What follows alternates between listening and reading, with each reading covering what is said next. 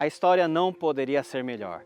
Deus, o Criador de todas as coisas, após ter terminado a obra da criação, descansou. Ele contemplou a beleza de tudo o que fizera e viu refletida no universo a sua glória. Como diz Gênesis, Deus viu tudo o que havia feito e tudo havia ficado muito bom.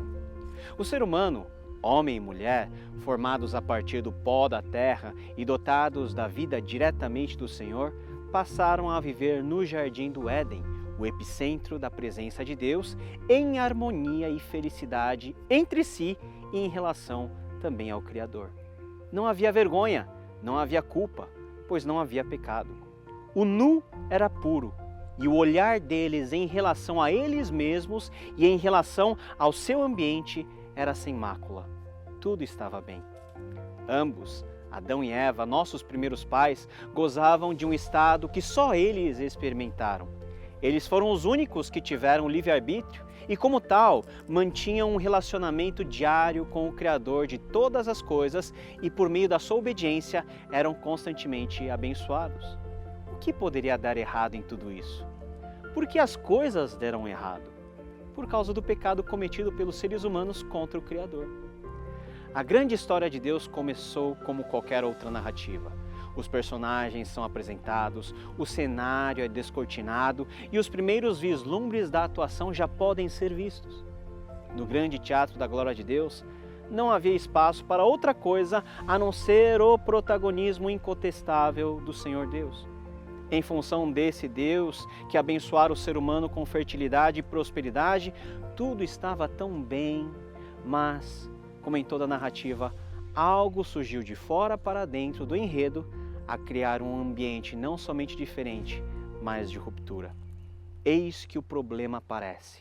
Sim, já no terceiro capítulo de Gênesis, nas primeiras páginas da Bíblia Sagrada, a crise se instala no Jardim do Éden, no santuário do encontro diário de Deus com seus representantes reais, Adão e Eva. Diz o texto sagrado que a serpente, mais sagaz que todos os animais selváticos que o Senhor Deus havia criado, entra em cena. A serpente, que mais tarde vai ser identificada como o próprio diabo, conforme Apocalipse 12:9, vai ao encontro da mulher, de Eva, e lhe faz uma pergunta. Deus realmente disse que vocês não devem comer do fruto de nenhuma das árvores do jardim? Qual o mal de se fazer uma pergunta? É que a questão posta pela serpente era, na verdade, uma tentativa de abalar a confiança que a mulher tinha naquilo que Deus havia dito. A serpente não veio apresentando uma outra versão dos fatos ou desdizendo aquilo que o Criador havia dito. De toda a árvore do jardim comerás livremente, mas da árvore do conhecimento do bem e do mal não comerás, porque no dia em que dela comeres, certamente morrerás, dissera o Senhor. Claro que Eva sabia dessa proibição. Aliás, a única que o Criador estabelecera como regra do jogo. Mas a pergunta maliciosa da serpente fez com que Eva vacilasse. Sim, foi isso que Deus disse. Se tocarmos e comermos desse fruto, morreremos. A serpente continua a sua sedução. É claro que vocês não vão morrer. Deus sabe que quando vocês comerem do fruto, seus olhos vão se abrir e, como Deus, vocês conhecerão o bem e o mal. A serpente começa a apresentar a Eva a descrição de um Deus que não era aquele que estava se relacionando com ela. Ao invés de um Deus provedor, bondoso e perfeito, a serpente apresenta um Deus talvez mesquinho ou ciumento. Um Deus que, na verdade, está escondendo alguma coisa dos seres humanos de forma indevida. Um Deus que não merece confiança naquilo que diz. Deus disse que eles morreriam e a serpente vem e diz, não é bem assim a história. A confiança de Eva desmoronou no exato momento em que surgiu a dúvida em seu coração. Sabe quando a confiança é quebrada? Pois é.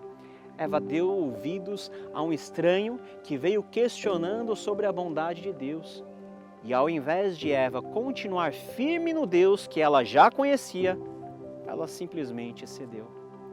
A dúvida que surgiu no coração de Eva foi letal. O foco dos olhos de Eva se movera da incontestável beleza da glória de Deus para a aparente e efêmera beleza do fruto proibido. A dúvida que surgiu no coração de Eva fez com que a sua confiança se deslocasse do Senhor para si própria, na medida em que ela se viu como Deus.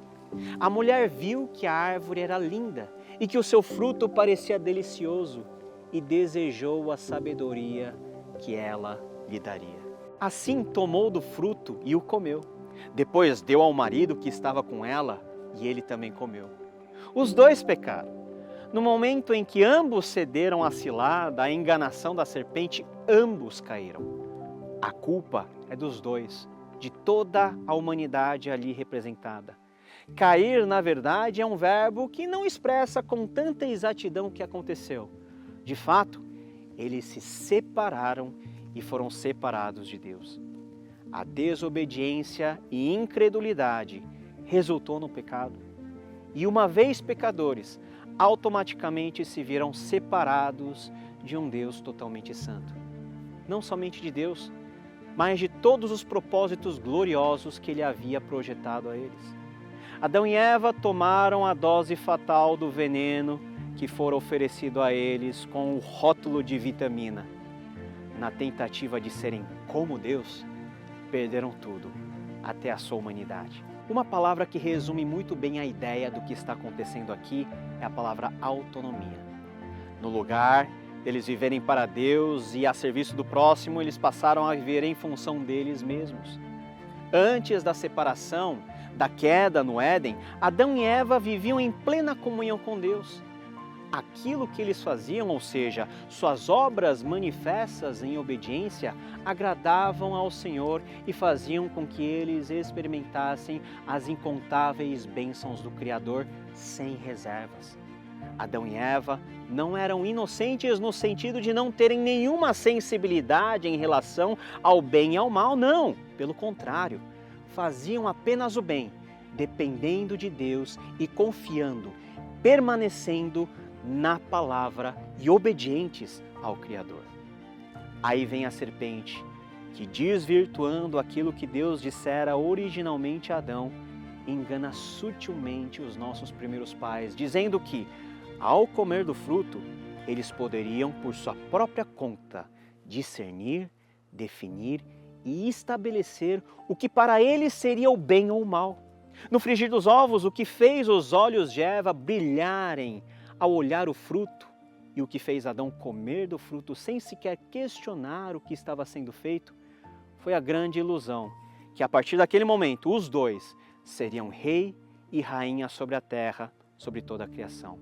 Eles não precisariam mais de Deus, agora eles seriam donos dos seus destinos e senhores das suas almas. Eles quiseram autonomia, mas miseravelmente se tornaram escravos do pecado. E a partir de então, todos os seus descendentes também se identificaram com essa separação. Veja o que a nossa Confissão de Westminster diz a esse respeito. Nossos primeiros pais, seduzidos pela astúcia e tentação de Satanás, pecaram, comendo do fruto proibido. Segundo o seu sábio e santo conselho, foi Deus servido permitir este pecado deles, havendo determinado ordená-lo para a sua própria glória. Por esse pecado eles decaíram da sua retidão original e da comunhão com Deus e assim se tornaram mortos em pecados e inteiramente corrompidos em todas as suas faculdades a partir do corpo e da alma. Sendo eles o tronco de toda a humanidade, o delito dos seus pecados foi imputado aos seus filhos. E a mesma morte em pecado, bem como a sua natureza corrompida, foram transmitidas a toda a sua posterioridade, que deles procede por geração ordinária. O prejuízo foi total. A história tomou um rumo totalmente contrário daquele que imaginaríamos ser a história de Deus com a humanidade. Agora, com essa culpa, Deus os pune a ambos, homem e mulher. Ambos também são expulsos do jardim da presença de Deus, quando puseram o primeiro pé no mundo que acabara se transformando em um ambiente totalmente hostil a eles. Será que a ficha dos nossos primeiros pais caiu, o caminho de volta para o jardim foi completamente e definitivamente fechado. Deus colocou querubins ao oriente do jardim do Éden e o refulgir de uma espada que se revolvia para guardar o caminho da árvore da vida. O pecado sempre nos faz tomar a decisão errada. Aliás, esse errado não é apenas um juízo moral. O errar significa desobedecer a Deus e se rebelar contra Ele. O que teria acontecido se Adão e Eva não tivessem comido daquele fruto proibido? O que teria acontecido se ambos tivessem passado no teste? Não temos essa resposta. Vivemos hoje a realidade da separação que aconteceu lá no Éden. Separação que até hoje, e enquanto esse mundo existir, causará todos os males. David Foster Wallace, romancista norte-americano, disse certa feita: todo mundo adora alguma coisa. A única escolha que temos de fazer é o que adorar. Wallace entendeu que em cada um de nós existe uma inclinação a confiar absolutamente em algo ou em alguém.